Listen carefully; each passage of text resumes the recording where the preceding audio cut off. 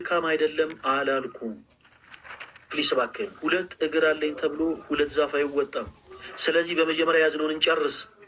አሁን ወደ ሌላ ነገር ሙቭ እናደርግ አትበለኝ። እሺ ኦልሬዲ ጀምረናል። እሱ ከጀመረን በኋላ አንድ ጊዜ እንጨርስ። እኔ ላሳይ የፈለኩት ነገር ስላለ በትምህርተ ሥላሴ ዙሪያ ምን ተማርክ? ፕሮቴስታንት ቤት አብ ለወልድ ምንድን ነው አሉ ስል አብ ለወልድ አካል ነው አልከም። አንድ የመጽሐፍ ቅዱስ ማስረጃ አውጣ አልኩ። አልመለስክም። ኔው በቃ ተው፣ መጽሐፍ ቅዱስ አትግለጥ ወንድማችን። ጓ እዚህ ጋር ላሳይ የፈለኩትን ነገር ልንገርህ። ፐርሰናሊ አንተን መናገር ፈልጌ አይደለም፣ ግን አንድ ሊቅ ምን ሲል ሰሙት መሰለ? አንድ ዩኒቨርሲቲ ላይ አንድ ጥበቃ 30 ዓመት ሙሉ ቢሰራ 30 ዓመት ሙሉ አይመረቅም። 30 ዓመት ጊዜ ግን ቆሞ ያስመርቃል። ከዩኒቨርሲቲው ተመርቀው የሚወጡ ሰዎች ለመመረቅ ተማሪ መሆን ይጠበቅባቸዋል። ልክ እንዳንተ በጣም በጣም ብዙ የሆኑ ሰዎች እዚህ ላይ ሲቪል መጥተው ያውቃሉ። አንድ ፕሮቴስታንት የሆነ ሰው እኔ አባቴ ቄስ ነው፣ ወንድም የሚሄው ዲያቆን ነው፣ እኔ ግን ይኸው እንደዚህ ሆኜ ያለ ምናምን አለን። የአባቱ ቄስ መሆን የወንድሙ ዲያቆን መሆን ቤተክርስቲያንን እንዲያውቃት ያደርገው። አንዱ እኔ ደጀ ሰላም እየዞርኩ ስበላ ነበረ፣ ከዚህ በፊት ኦርቶዶክስ ነበርኩ፣ እኔ ቤተክርስቲያንን አውቃታለሁ አለ። ደጀ ሰላም እየዞሩ መብላትን ኦርቶዶክስ ቤተክርስቲያንን እንዲያውቃት ያደረገው። አንተንም ጠየቅን። የሃይማኖት ሰዎች ጋር በጣም ብዙ ጊዜ አውርቼ አውቃለሁ፣ ቤተክርስቲያንንም ደግሞ በተለያዩ አገልግሎቶች አገልግዬ አውቃለሁ አልከን። ይህም ግን አንተን ቤተክርስቲያን እንድታውቃት ያደረገ። አሁን ትልቅ ነገር እንድትረዳ የፈለግኩት ምንድን ነው መሰለ? ተወዳጅ ወንድማችን፣ በአሉባልታና በሐሜት ነው እንጂ እምነትን የቀየርከው ቤተክርስቲያንን አውቃት አይደለም። ቤተክርስቲያንን አውቃት አይደለም። ኢቨን የሄድክበት ቤት ፕሮቴስታንት አማኞች ምን ያስተምራሉ? ዩሃቭ ኖ አይዲያ። ፕሮቴስታንት የሆኑ ሰዎች አሁን እንኳን ባነሳውልህ ትምህርት ዙሪያ ምን ብለው ያስተምራሉ? ምን ብለው ያምናሉ? ምንም የምታውቀው ነገር የለም ጓይ።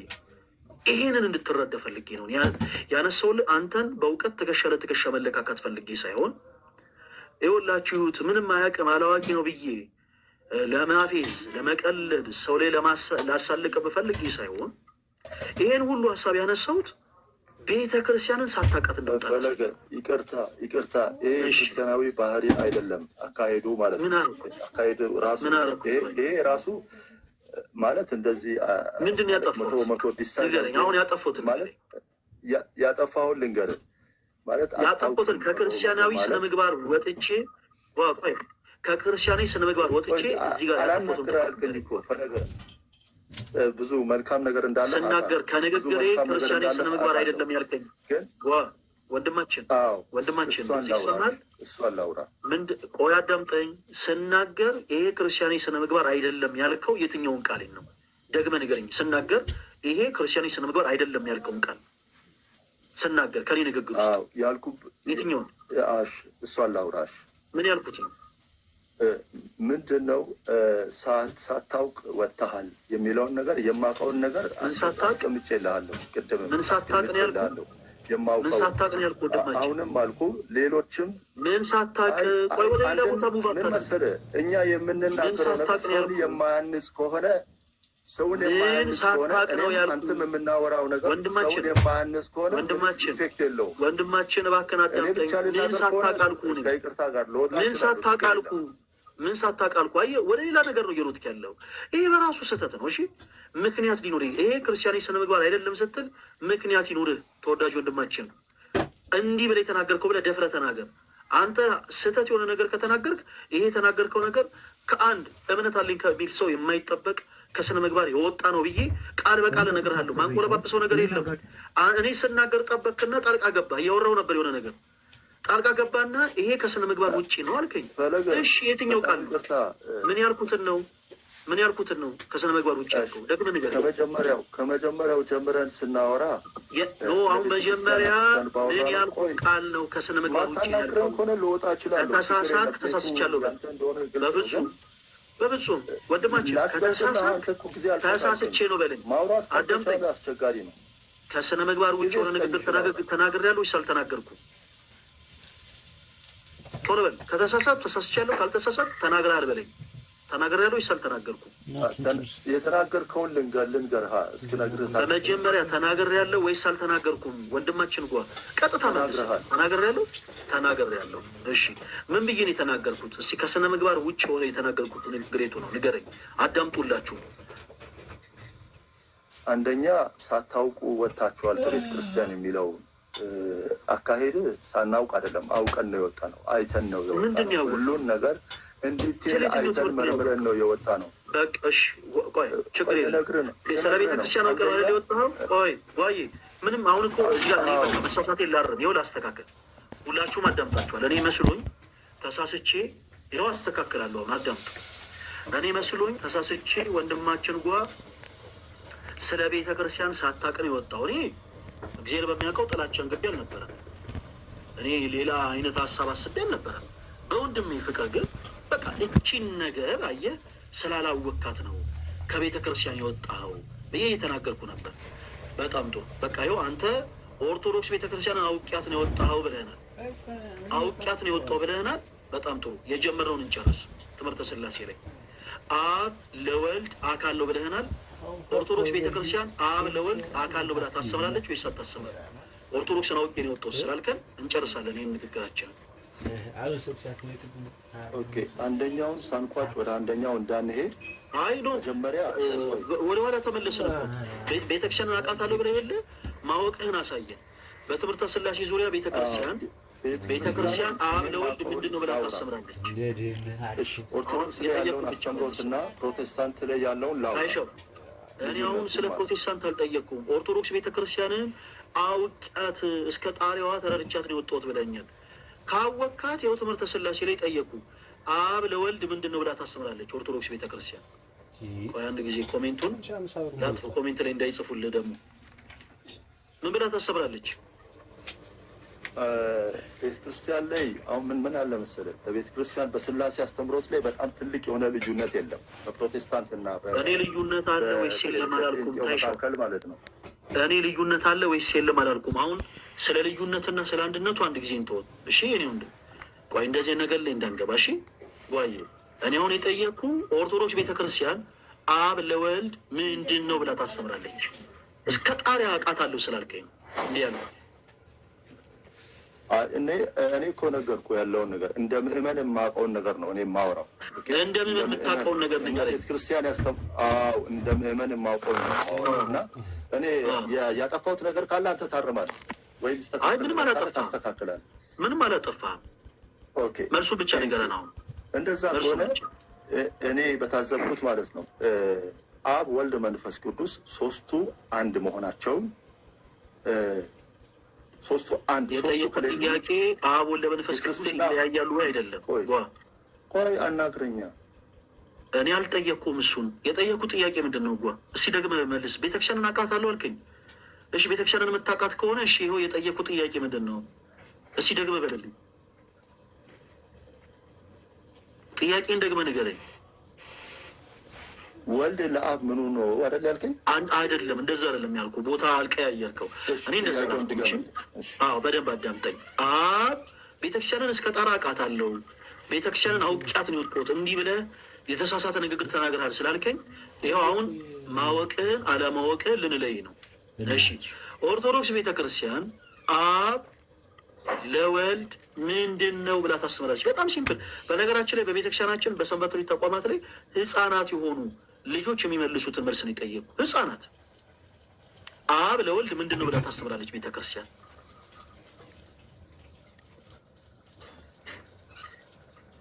አብ አባት ነው፣ ወልድ ልጅ ነው፣ መንፈስ ቅዱስ ደግሞ ቆይ እኔ ስለ አብ ነው የጠየቁ። ቆይ ሁላችሁም አዳምጡ።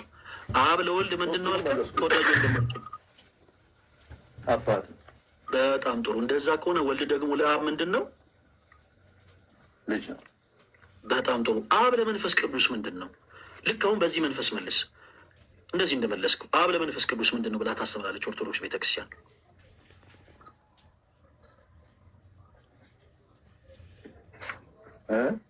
አብ ለመንፈስ ቅዱስ ያው ሶስቱ አንድ መሆናቸውን ነው የምታስተምረው። ከዛ ውጭ አየህ እዚህ ጋር ስደርስ አሁን ወራጅ አለ እያልክ እኔ አሁን የጠየቁ ሶስቱ ይለያያሉ ያላልኩ ሶስቱ ይለያያሉ ወይ ብቻ አልጠየኩም። የማላውቀውን ኦርቶዶክስ ቤት በጣም ጥሩ ታውቃለህ ወይስ አታውቅም? አሁን ይሄንን እስኪ መልሱ ምንድን ነው? ምን ብለህ መለስክልህ? አብ ለመንፈስ ቅዱስ ምኑ ነው የሚል ጥያቄ አልተማርንም እንዴ? ቤተክርስቲያን ታስተምራለች። አንተ ታውቃለህ ወይስ አታውቅም ነው ጉዳዩ። ታውቃለህ ወይስ አታውቅም? ወንድማችን ይህንን አልተማርኩማ። ያልተማርኩትን ደግሞ አላውቅም። ቤተክርስቲያን እንዴ ስለ አብና ስለ ወልድ አስተምራ ሸኝታ አታውቅም ማንንም። ተወዳጅ ወንድማችን በቤተክርስቲያን ላይ ሚስጥረ ስላሴ የሚል ትምህርት አለ። ቆይ አዳምጠኝ። ወዴት በቤተ ክርስቲያን ላይ ሚስጥረ ስላሴ የሚል ትምህርት አለ። መጽሐፍ ቅዱስን መሰረት ያደረገ መጽሐፍ ቅዱስን ያማከለ የዶክትሪን ትምህርት አለ። እዛ ላይ ቤተ ክርስቲያን ስለ አብና ስለ ወልድ ብቻ አይደለም አስተምራ የምትልከው። ኦኬ ሶስትነትን ስታስተምር፣ ሶስትነትን ስታስረዳ ስለ አብ፣ ስለ ወልድ፣ ስለ መንፈስ ቅዱስ ነው የምታስተምረው። አንተ አሁን አብ ለመንፈስ ቅዱስ ምን እንደሆነ ታውቃለህ ወይስ አታውቅም ነው ጥያቄው። ታውቃለህ ወይስ አታውቅም? ማታውቀውን ነገር እንደው ታውቃለህ ወይስ አታውቅም? እሺ ምንድን ነው አንተ ነግረኸኝ ይላል። ታውቃለህ ወይንስ አታውቅም? በመጀመሪያ አላውቅም፣ ንገረኛል። በጣም ጎበዝ፣ በጣም ጎበዝ። አሁን ትልቁ ቅድም ስለ የነበረው ነገር ይሄ ነው። እሺ ከአንተ አንደበት አሁን መጣየህ። እኔ ቅድም ያልኩ በኔጌቲቭ ኤነርጂ ሳይሆን ተወዳጅ ወንድማችን ጓ ኦርቶዶክስ ቤተክርስቲያንን ሳታውቃትን የወጣው ያልኩ እኔ ከክርስቲያን የስነ ምግባር ወጥቼ የተናገርኩት ነገር ሳይሆን ሪያሊቲ ነው፣ ሀቅ ነው። ወዳጅ ቤተ ክርስቲያን የምታሰበው ትምህርት ምንድን ነው? ዩ ሃቭ ኖ አይዲያ። ቤተ ክርስቲያንን አንተ አላወካትም። ሰው በቤተ ክርስቲያኑ ስለተመላለሰ ቤተክርስቲያን ያውቃታል ማለት አይደለም። አንድ ዩኒቨርሲቲ ጥበቃ ዩኒቨርሲቲ ውስጥ 30 ዓመት ስለሰራ አይመረቅም። የሚመረቁት ተማሪ የሆኑ ተማሪዎች ብቻ ናቸው። ከአንድ ዩኒቨርሲቲ ተመርቆ ለመውጣት ጥበቃ ሰራተኛና የጽዳት ሰራተኛ ሆኖ መግባት በቂ አይደለም። ብራዘር ቆይ አዳምጠኝ። ቆይ ፕሊስ እባክህን ፕሊስ አዳምጠኝ። ከዩኒቨርሲቲ ተመርቆ ለመውጣት ተማሪ መሆን ይጠይቃል ወዳጄ። ኦርቶዶክስ ቤተክርስቲያን የምታስተምራቸውን ትምህርቶች ቆይ ፕሊስ እባክህን። ኦርቶዶክስ ቤተክርስቲያን የምታስተምራቸውን ትምህርቶች ሳታውቅን የወጣኸው በፍቅር ሳታውቅን የወጣው ስንል በፍቅር አይ የለም አሻፈረኝ ከክርስቲያን የስነ ምግባር ውጭ እየተናገራችሁ ነው። የተናገርነው ነገር ምንድን ነው ስንል ሳታውቅን የወጣዋት እስከ ጣሪያው አውቄያት ነው የወጣሁት አልከን። ቆይ ጣሪያ ላይ አንድረስ እስቲ። ጣሪያውን እንተውና እማፈ ደቂቁ ህፃናት 12 ከህፃናትና ጡት ገና ከሚጠቡ ከነሱ ለራስ ምስጋናን አዘጋጀ እንደሚል በቤተ ክርስቲያናችን ህፃናት የሆኑ ልጆች የሚመልሱትን ጥያቄ ጠየቁ። በዚህማ እያደረጉ ነው የሚመልሱት። ሁላችሁም አይታችኋል። በሰንበት ትምህርት ቤት የተዋቀሩት ህፃናት ልጆቻችሁ ይሄንን በዚህማ እያሉ ስለ ትሪኒቲ በደንብ አድርገው ያበራራሉ፣ ያስረዳሉ። ይህን ጥያቄ ጠየቁ። ለአንተ እስከ ጣሪያ ኦርቶዶክስ ቤተክርስቲያንን አውቃታለሁ ስላልክ ኦኬ እሺ ምንድን ነው ስንል በራስ አንደበት አላውቅም አልከን። እኛም ያልነው እሱን ነው። ኦርቶዶክስ ቤተክርስቲያንን ሳታውቃት ነው የወጣኸው። ኦርቶዶክስ ቤተክርስቲያንን አውቃት አይደለም የኖርክባት። ስለዚህ አሁን ለአንተ እያቀረብን ያለው ኦፖርቹኒቲ ምንድን ነው? ተወዳጅ ወንድማችን ኦርቶዶክስ ቤተክርስቲያንን ሳታውቃት ስለሆነ ፕሮቴስታንት የሆንከው። ኦርቶዶክስ ቤተክርስቲያንን ብቻ ሳይሆን ኢቨን ፕሮቴስታንቲዝምንም ሳታውቀው ስለሆነ ፕሮቴስታንት የሆንከው። ታይም ስጠን፣ እኛን በውስጥ አውራን። ልክ አሁን በቃ እኔ ሁሉን ነገር አውቃለሁ እንደሚል ሰውን አክት አድርገህ መወያየቱ እንዲህ ማድረጉን አቁመውና በውስጥ አውራን፣ ለእኛ ታይም ሲጠን። ከዛ በኋላ በመጽሐፍ ቅዱስ ማስረጃዎች ዳግም ከእንደገና ከዛሬ 13 ዓመት በፊት የወጣህባትን ቤተክርስቲያንህን እባክህን ወቃት። ይኸው ኦፈር አቀረብንልህ ለአንተ። እንዲህ አሁን ንትርኩን ምናምን ተወውና ይኸው ለእኔ በአሁን በውስጥ መልዕክት አስቀምጥልኝ። ከዛ በኋላ ይኸው ኮንታክቴን እሰጣለሁ፣ ለማንም የማልሰጠውን ቁጥሬን። ከዛ በኋላ እንደዋወል፣ ታይም እንውሰድ። ከዛ በኋላ ስለ ኦርቶዶክስ ቤተክርስቲያን ይሄኛውን ትምህርት ማወቅ እፈልጋለሁ በደንብ። አንተ ማወቅ ፈልገህ ሲኛ እናስረዳ። ኦኬ። ስለዚህ አሁን እንዲህ አይነቱን ነገር ተወውና በቃ አንድ ነገር ተማመንን። ሳታውቃት ነው የወጣኸው። አሁን ከእንደገና እናስተዋውቅ። እጅህን ይዘህ የዛሬ 13 ዓመት በፊት ጥላት የወጣትን እናትህን ቤተክርስቲያንን ዳግም እናስተዋውቅ። ቤተክርስቲያን ምን ብላ እንደምታስበን እናሳየ። ተወዳጅ ወንድማችን እንኳ በዚህ ተስማማለህ? አይስማማም። በቃ በዚህ ተስማማለህ? ሀሳብህ ጥሩ ነው። ሀሳብህ መጥፎ ቆንጆ ሀሳብ ነው። በጣም ደስ የሚል ሀሳብ ነው። ግን ምንድነው እኔ ከላይ ያለውን ሰው እያወራው ነው። ከላይ ያለውን ሰው ስለማከብር አንተንም ስለማከብር ነው ዝም ያልኩት። እንግዲህ ረዥም ሰዓት ያወራኸው አንተ ነህ። እኔ ምንም አላወራውም፣ እድልም አልሰጠኸኝም። ኤኒዌይ ሆኖም መማማሪያ እንዲሆን ጥያቄውን እየመለስክልኝ ብታልፍ ደስ ይላል። ያው ሌላውም ሰው እየተማረ ስለሚሄድ ማለት ነው። ሌላውም ሰው እየተማረ ስለሚሄድ ጥያቄ እኔ አልገባኝም፣ አንተ እየመለስክ ቆይ በመጀመሪያ አሁን የነገርኩህን አሁን ስለመድን ያቀርኩልን ሀሳብ ሰምተኸኛል? ምን ብዬ ነው ያወራው? ማይክን አትዝጋው እባክህ ንገረኝ። እንማማር የሚለውን ሀሳብ እኮ ወድጄዋለሁ። እንማማር የሚለውን ሀሳብ ወድጄዋለሁ። ወይስ አልወደድከውም? አይደለም ያልኩህ ጌታ ኢየሱስ፣ ለምንድን ነው ፕሊስ ሌላ ነገር የምታወራው? እኔ ያልኩህ ምንድን ነው?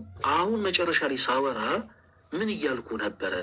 እስቲ የሰማኸኝን የተረዳውን ሀሳብ ደግመህ ንገረኝ። እኔ ያልኩትን ምን አልኩ? ተወዳጅ ወንድማችን ምን መሰለህ፣ ሲጀመር አንድ ኮንቨርሴሽን ሲደረግ ህግ አለው። ህጉ ምንድን ነው? አንዱ ሰው ያዳምጣል፣ አንዱ ሰው ይናገራል አይደል? አንዱ ሰው ያዳምጣል፣ አንዱ ሰው ይናገራል። አንዱ ሀሳቡን ከተናገረ በኋላ ሌላው ይናገራል። መማማሪያ ነው መሆን ያለበት።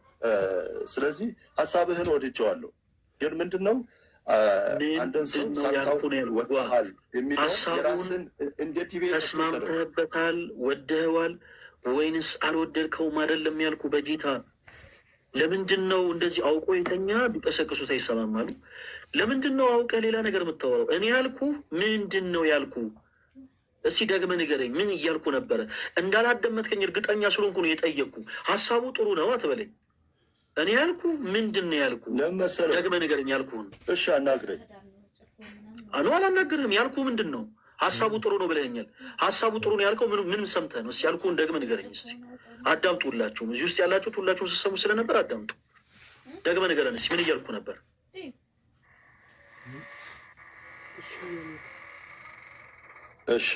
እሺ ደቂቃ ወይስ ስጠኝ ለማውራት? እኔ ደቂቃ አልሰጠህም አላልኩም። ተወዳጅ ወንድማችን ስለሌላ ነገር ግን እንዳታወራ። አሁን የጠየኩት ጥያቄ ምንድን ነው መሰለህ? የሆነ ነገር ስትናገር 100% ኮምፕሊትሊ የኔን ሀሳብ እንዳልሰማ ስለገባኝ ምን አልኩ መሰለህ? እኔ አሁን ምን እያልኩ ነበረ? ሀሳቡ ጥሩ ነው ትለኛለህ። ጥሩ ነው ያልከው ሀሳብ እኔ የተናገርኩት የሀሳብ ምንድን ነው? እስኪ ደግመህ ንገረኝ። ምን እያልኩ ነበረ? ለአንተ ምን ብዬ እያወራው ነበር? እስኪ ንገረኝ። እሱም ደግመህ ሁላችሁም ስሙ። አሁን እኔ ያልኩትን ሀሳብ ደግሞ ሊነግረኝ ነው። አዳምጡት ሁላችሁ። እሺ ኢንተራፕት እንዳታደርገኝ። አንተ ያልከው ሀሳብ አብ ለመንፈስ ቅዱስ ምኑ ነው የሚለውን ጥያቄ አነሳ። አብ ለመንፈስ ቅዱስ ምኑ ነው የሚለውን ሀሳብ አላቅም ንገረኝ አልኩ። ያንን ሳትነግረኝ ወደ ትችት ገባ። አንተ ወዲያ ወደ ትችት ገባ። እሱን መልሰ ማለፍ አለብህ፣ ካወቅክ ማለት ነው። ካወቅክ እሱን መልሰ ማለፍ አለብህ። ምክንያቱም ከላይ ያሉ ሰዎች እንዲማሩ ማለት ነው፣ እኔም ደግሞ እንድማሩ። ይህንን መመለስ ሳትችል ሌላ ነገር ውስጥ ትችት ውስጥ ቀድመ መግባት የውይይት ህግ አይደለም ነው። የውይይትና የመማማር ህግ አይደለም። እና እኔ ጥሩ ነው ያልኩ ምንድነው፣ ስልክ ቁጥሬን ከታች አስቀምጥልኝ፣ እንነጋገራለን፣ እንወያየለን፣ እናወራለን ያልከውን ነገር ነው መልካም ነገር ያልኩት። ኦኬ። እና ኔጌቲቭ ነገር አይደለም። በኔጌቲቭ ስፒሪት እንዳትቀበለኝ። ባይዘወይ በጣም ነው የምወድህ፣ በጣም ነው የማከብርህ። በኔጌቲቭ ስፒሪት እንዳትቀበለኝ። ስራ ልገባ ስለሆነ ከይቅርታ ጋር ለወጣ ነው። መልካም ጊዜ ይሁንልህ። ሀይ ብዬሃለሁ። ትመልስልኛለህ ማለት ነው። ቁጥርህን ታስቀምጥልኛለህ።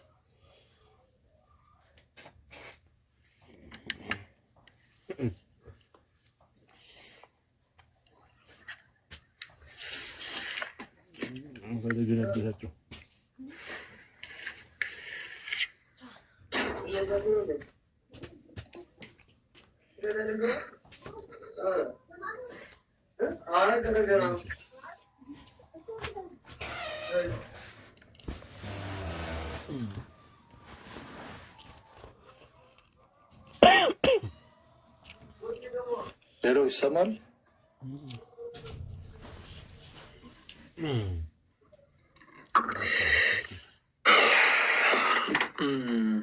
ወንድማችን ጎ ኒያው እሺ ወርዷል። ጌታ ሆይ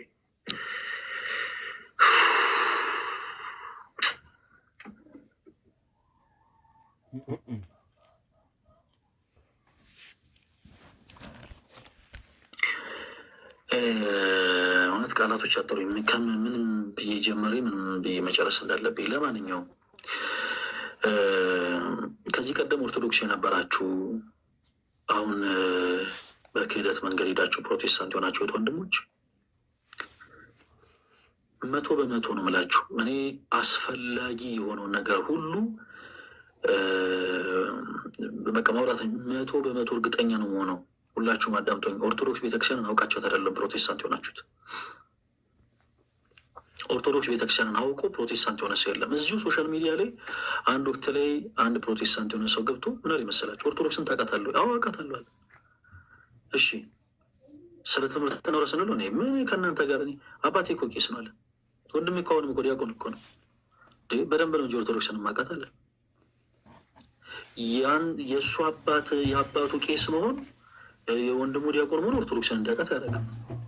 አንዱ በተመሳሳይ ልክ እንደዚሁ ገብቶ ሶሻል ሚዲያ ላይ እዚሁ ላይ ሲማችን ላይ ኦርቶዶክስን አውቃታለሁ፣ አረ የምታውቃት አልመሰለንም፣ እስኪ በመጽሐፍ ውስጥ ማስረጃ እናወራ ብለን ይህንኑ ህፃናት በቤተክርስቲያናችን የሚመልሱትን ነገር ስናነሳለት ምንም እንደዚህ ብላችሁ እኔን አታወና ብሎ እኔ ደጀ ሰላሙን እየበላ ይኖርኩ ሰው ነኝ ይለናል። ጌታ ሆይ ደጀ ሰላም መብላትም ማለት በቃ ትርጉሙ መብላት ነው ወዳጅ እንጂ ቤተክርስቲያንን ማወቅ ማለት አይደለም። ይሄም ወንድማችን መጣ ኦርቶዶክስ ቤተክርስቲያንን አውቃታለሁ አገልግያለሁ አለን እና ደግሞ ከአገልጋዮች ጋር ከቤተክርስቲያን አባቶች ጋር ምናምን ሳወራ የነበርኩ ሰው ነኝ አለን። ቤተክርስቲያን ጥቆላን ታስተምራለች አለን።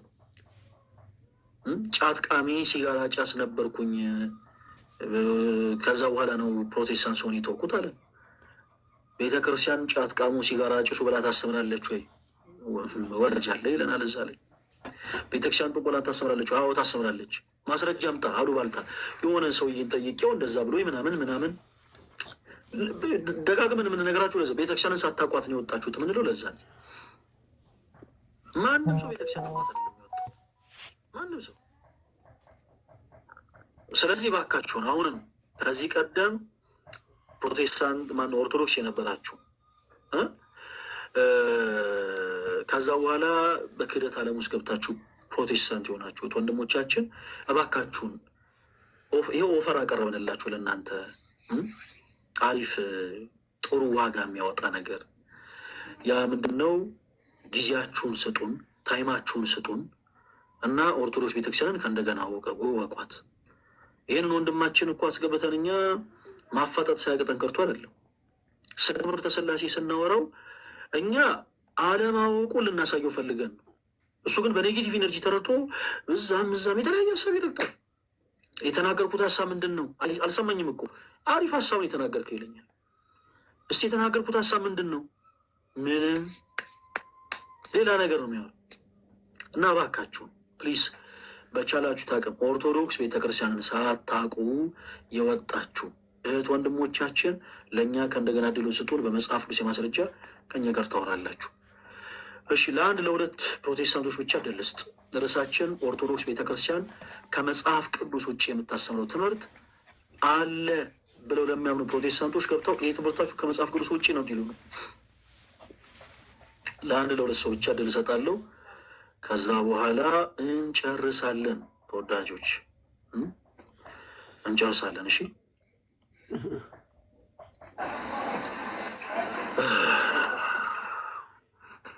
እሺ ኢየሱስ ጌታ ነው የሚል አካውንት ይሰማል።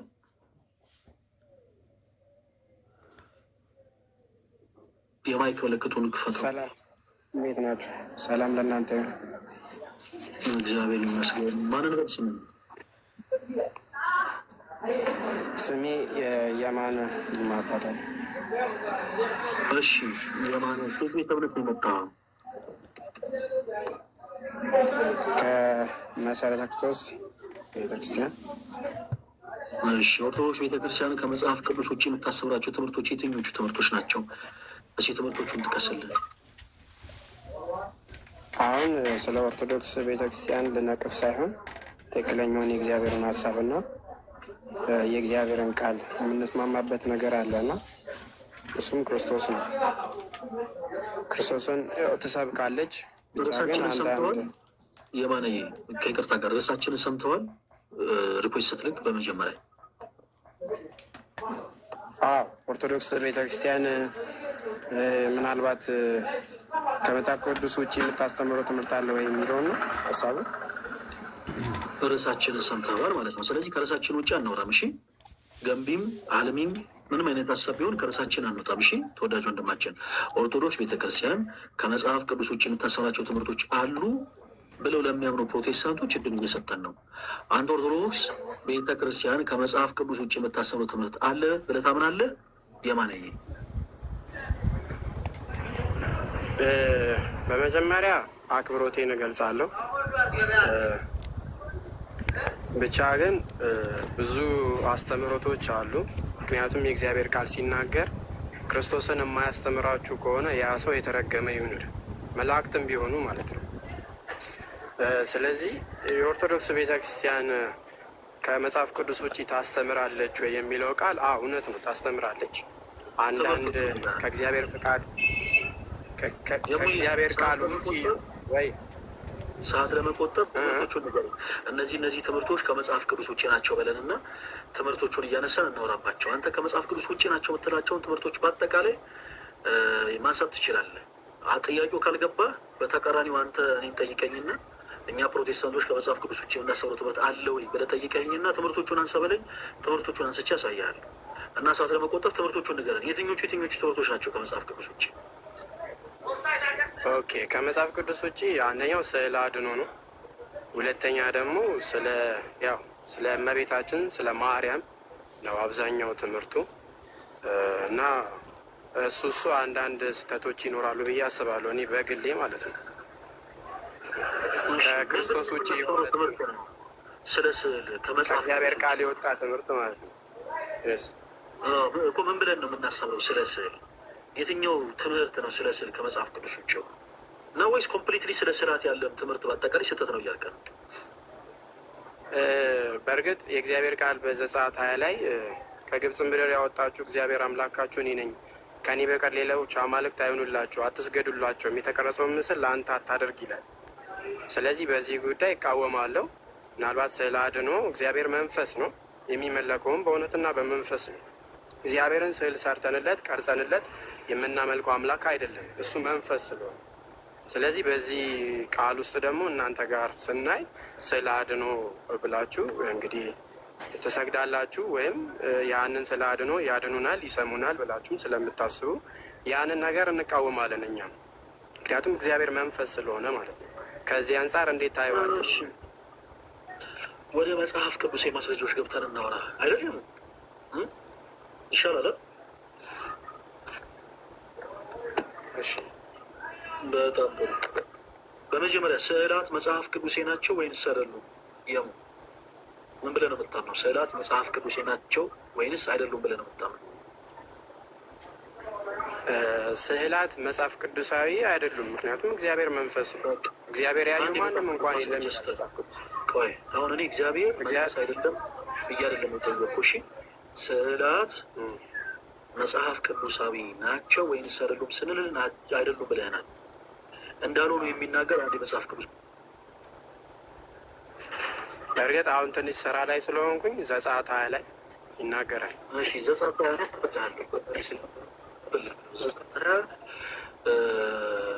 ከቁጥር 4 ጀምሮ እንደዚህ ይላል። በላይ በሰማይ ካለው በታች በምድርም ካለው ከምድር በታች ከውስጥ ካለው የማናቸውን ምሳሌ ለአንተ አታድርግ፣ አታምልካቸው፣ አትስገድላቸውም ይላል። እግዚአብሔር እንግዲህ ይህንን መልእክት ሲያስቀምጥ ለእስራኤላውያን ራሱን እግዚአብሔርም ቢሆን ያየው ማንም የለም። ገብቷል? ስለዚህ በላይ በሰማይ ሲል ከምድርን በታች በላይ በሰማይ የሆነውን ለአንተ አታድርግ፣ የተቀረጸውን ምስል ለአንተ አታድርግ እያለ ነው። ምክንያቱም እግዚአብሔር ምንድን ነው? ጣዖታት ናቸው ማለት ነው አይደል? ባጭሩ ዘጸአት ምዕራፍ 20 ላይ በማንኛውም ምሳሌ በቃ ሰው ቀርጾ ለራሱ ማድረግ የለበትም። እንደዛም ከሆነ ደግሞ ጣዖት አምልኮ ነው ማለት ነው አይደለ? ጣዖት አምልኮ ነው። ምክንያቱም እግዚአብሔር መንፈስ በሁሉ ቦታ የሚገኝ። ቆይ ችግር የለም። ይሄ እዚህ ላይ የምታየው ይሄ መጽሐፍ ቅዱስ የፕሮቴስታንት ወንድሞቻችን 66ቱ መጽሐፍ ነው፣ አዲስ መደበኛ መጽሐፍ ቅዱስ። ይሄም እጅ ላይ የምትመለከተው መጽሐፍ ቅዱስ የፕሮቴስታንት ወንድሞቻችን መጽሐፍ ቅዱስ ነው፣ አዲሱ መደበኛ ትርጉም ከማጥኛ ጽሑፍ ጋር። እዚህ ላይ የምን ስዕል ይታያል? የሙዬ የማነ ወንድማችን የምን ስዕል ይታያል እዚህ ላይ? እሱ ያው መስቀል ነው። የምን ስዕል ነው? መስቀል ነው። በጣም ጎበዝ ነች። እሺ እዚህስ የምን ስዕል ይታያል? እዚህ ላይ የተለያየ ነገር ነው። ስዕሉ የምንድን ነው? አንድ ነው፣ መስቀል ነው። የመስቀል ስዕል። እሺ ስዕላት ሁሉ ጣዖታት ናቸው ብለን ነበር። አሁን የተሳሳትካቸውን ነገሮች አብረን እያረምን ነው የምንሄደው። አሁን ቅድም ስጀምር ስዕላት ሁሉ ጣዖታት ናቸው ብለን ነበር። የሙያ አሁን ስዕላት ሁሉ ጣዖታት ናቸው? ተወዳጅ ወንድማችን በእርግጥ እሱ አሁን መስቀል ነው አይደለ? ግን እሱ ምንድን ነው አሁን ትርጉሙን ማየት ስንችል እሱ መስቀል ማለት ልንሰግድለት ወይም ልናመልከው አይደለም። አንተ አሁን ታመልከዋለህ፣ ትሰግድለታል አላልኩም። ኢንጀነራል አንተ ስዕላት ሁሉ ጣዖታት ናቸው ብለን ነበረ። ደግሜ ጠየቁ። ስዕላት ሁሉ ጣዖታት ናቸው ብለህ ነው የምታምነው? ኦፍኮርስ አዎ ስዕላት ሁሉ ጣዖታት ናቸው አልከን። እሺ አሁንስ ስዕላት ሁሉ ጣዖታት ናቸው? ስዕላት ሁሉ ጣዖት ነው። ምክንያቱም ጣዖት የምናደርገው በምን መልኩ መሰል? እዚህ ጋር የምን ስዕል ነው ያለው? ያው ምልክት ነው፣ የክርስቲያኖች ምልክት ነው። የምን ስዕል ነው ያለው እዚህ ጋር? ንገረኝ፣ የምን ስዕል እንደሆነ። የመስቀል ስዕል ነው። በጣም ጥሩ። ይሄ እዚህ ጋር ያለው ይሄ ስዕል ነው ወይስ አይደለም? የተሳለ ነው ወይስ አይደለም? ያው የተሳለ ነው። ጣዖት ነው ይሄ? ጣዖት ነው ስለ ምን ማለት ይሄ ልክ አለ አይደል? አሁን ስለዚህ ነው መስቀልን የማነ ስለዚህ ነው የጠየቁ። ይሄ ጣዖት ነው ወይ? ጣዖት አይደለም እያልኩ አይደለም። ስለዚህ ስዕላት ሁሉ ጣዖታት ናቸው ወይስ አይደለም? ምናምን ፈለግ ስራ ስልክ እየገባብኝ ስለሆነ ጌታ ሆይ አንደኛ በቀንነት አይደለም ትንሽ ሁለት መንፈስ አታርገው የማ እኔም ትናንትና አንድ ምንፍቅና ውስጥ የገባው ሰው ነበርኩኝ። ረጅም ዓመት ነው በፕሮቴስታንቱ ዓለም ውስጥ የቆየሁትኝ እና አንዳንድ ነገሮችን ሳነብ ፈጣሪን ከምፈለግ እውነተኛ መንገድ ከምፈለግ አንጻር ስመረምር እና ሳነብ ኦርቶዶክስ ሪያሊቲ ትክክለኛ እውነተኛ ቀጥተኛ መንገድ መሆኗን ተረድቻለሁ እና የማነ የምትባል ወንድማችንም ስታነብና እዚህ ጋር መተህ ነገሮችን ለመነጋገር ስትሞክር ኔጌቲቭ ነገር ይዛል የሚለውን ይላል የማይለውን አይልም። እዚህ ጋር ብዙ ሰው እየተመለከተ ነው። ከዛ አንጻር ቢሆን አሪፍ ነው። ፈልዬ ትንሽ ደቂቃ ከሰጠኝ ወደ በኋላ እኔም ቴስቲሞኒ ያለ ምስክርነት አለ፣ ብዙ የምናገረው ነገር አለ። እድል ስሰጠኛል። አመሰግናለሁ። እሺ የማለት ስዕላት ሁሉ ጣዖታት ናቸው ያልክበት ሀሳብ ፕሊስ፣ ሌሎቻችሁ ማይካችሁን ሚት አድርጋ ካልሆነ አስወርዳለሁ። እሺ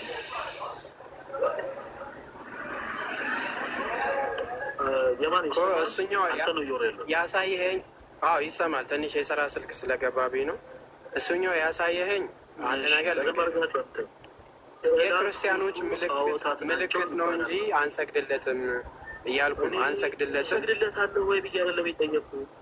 የማን አሁን የሚቀርመውን ነገር አንድ ጊዜ እናወራ። ስለ ስግደት በኋላ እናወራለን። እሺ ኦኬ። አሁን ስለ ስግደት አይደለም እያወራን ያለ ነው። ኦኬ። አሁን እያወራን ያለ ነው ስለ ስዕላት መጽሐፍ ቅዱሴ ናቸው ወይስ አይደሉም ስለሚለው ነው። እናንተ ኢንጀነራል ስዕላት ሁሉ ጣዖታት ናቸው አልከን። ስዕላት ሁሉ ጣዖታት ናቸው ስትልን በቃ እዚህ ጋር የተሳሳተው ነገር ስላለ እኛ ብንነግርህ ወዲያው ላትቀበለው ስለምችል ቆይ የራሱን መጽሐፍ ቅዱስ አውጥተን እናሳየዋለን። እና መጽሐፍ ቅዱስ አወጣን። መጽሐፍ ቅዱስ ከቨር ላይ ደግሞ የተሳለ ስዕል አለ። ያ ስዕል የምን ስዕል ነው? የመስቀል ስዕል ነው። ይህ ስዕል ጣዖት ይባላል ወይ? የማን ስዕላት ሁሉ ጣዖታት ናቸው ካልክ ሁሉ ነው፣ የተረፈ የለም። ይሄ የመስቀል ስዕል ጣዖት ይባላል ወይ? የማን የመስቀል ስዕል?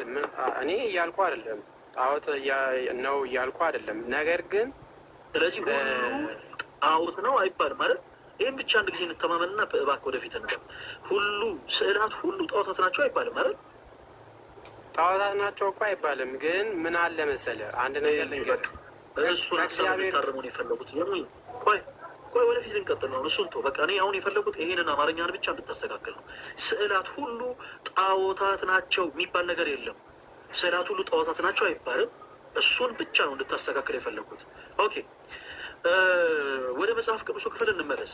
ስዕላት ጣዖታት እንደሆኑ በመናመማን ነው። ስዕላት መጽሐፍ ቅዱሳዊ እንዳልሆኑ የሚናገር የመጽሐፍ ቅዱስ ማስረጃ ስጠን ስንል ዘጸአት ምዕራፍ 20 ሰጥተን ነበረ። ዘጸአት ምዕራፍ 20 ከቁጥር 4 ላይ እንደዚህ ይላል፣ በላይ በሰማይ ካለው በታች በምድርም ካለው ከምድርም በታች ከውስጥ ካለው የማናቸውን ምሳሌ ለአንተ አታድርግ፣ አታምልካቸው፣ አትስገድላቸው ይላል። ላይፋዝ እሺ፣ ይቅርታ ድምፅ ስለገባ እሺ።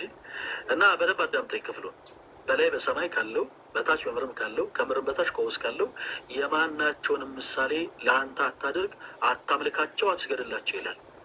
እሺ፣ እዚህ ክፍል ላይ በላይ በሰማይ ሲል መላእክትን ያካትታል? ይሄ ቅዱሳን ሰዎችን መላእክትን ያካትታል ብለህ አምነህበት ነው እየነገርከን ያለው ወይንስ በላይ በሰማይ ሲባል ፀሐይ፣ ጨረቃ፣ ከዋክብት፣ አዋፍትን ብቻ ነው? የማነየ አይከን ክፈቱ ተወዳጅ ወንድማችን። በላይ በሰማይ ራሱን እግዚአብሔርንም ይሁን፣ ምክንያቱም እግዚአብሔርን ያየው እንኳን ማንም የለም ይላል መጽሐፍ ቅዱስ። ገብቶሃል? አንድ ልጁ በቅፎ ያለው እሱ ተረከው ነው የሚለው። ማንም ሙሴ እንኳን አላየውም። ገብቶሃል አይደለ? ስለዚህ በሲና ተራራ እግዚአብሔርን ራሱ ያየው ማንም የለም። ሙሴ እንኳን አላየውም። ነገር ግን በክርስቶስ ነው አብን ያየ ነው፣ እግዚአብሔርን ያየ ነው። ስለዚህ እኛ ልንስልለት የሚገባ አምላክ አይደለም። ገብቶሃል? ምልህ አሁን ስዕል ሰርተንለት የምናቆምለት ይሳልለታል ወይስ አይሳልለትም አይደለም። አሁን ያልጠየቅኩን ነገር አታውራሽ። የማነ እኔ ምን አለ መስላል፣ ማንም ሰው ላይ ጣልቃ መግባት አልፈልግም። ጣልቃ መግባት ሰው ያልጠየቅኩ ነገር ስታወራ ነው። እኔ አሁን የጠየቅኩ በላይ በሰማይ ሲል ቅዱሳን ሰዎችን ቅዱሳን መላእክትንም ጭምር ያካትታል ወይ እያልኩ ነው። ስለዚህ በአጭሩ አንተ ደግሞ ስትመልስልኝ አዎ እነሱን ብቻ ሳይሆን እግዚአብሔርንም ያካትታል እያልከኝ ነው አይደለ? የማነ ተሳስቻለሁ? ልክ ነው። በጣም ጥሩ። እሺ መጽሐፍ ቅዱስ ደግሞ ከዚህ በተቃራኒ የሆነ ነገርን ይናገራል። እዚህ መጽሐፍ ቅዱስ ክፍል ዘጸአት ምዕራፍ 25 ላይ 5 ቻፕተር ወደፊት ሙቭ ስናረግ ምዕራፍ 25 ላይ ቁጥር 18 እንደዚህ ይላል፣ 2 ኪሩቤል ከተቀጠቀጠ ወርቅ ስራ ይላል አምላካችን እግዚአብሔር በቀጥታ 2 ኪሩቤል ከተቀጠቀጠ ወርቅ ስራ ይላል። ለምሳሌ ኪሩቤል ምንድን ነው? ተወዳጅ ወንድማችን የማን ኪሩቤል የሚገርዱ ናቸው። በታቦቱ ላይ በአንዱ በግራ አንዱ በቀኝ ምንድን ናቸው? እነዚያ ኪሩቤል የተባሉት ምንድን ናቸው? መታወቀኝ